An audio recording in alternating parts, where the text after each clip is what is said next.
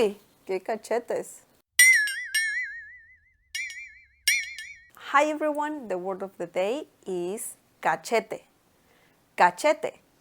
This means cheek. Cachete is masculine. So you can say el cachete or un cachete. The plural form is los cachetes or unos cachetes.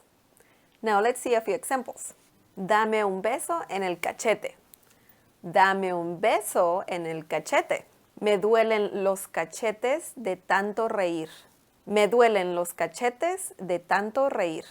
Okay, that was the word of the day. I hope you liked this lesson.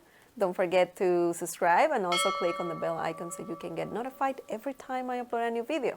Support this channel by sharing this video with your friends and by giving the thumbs up. Okay, I'll see you next time. Bye!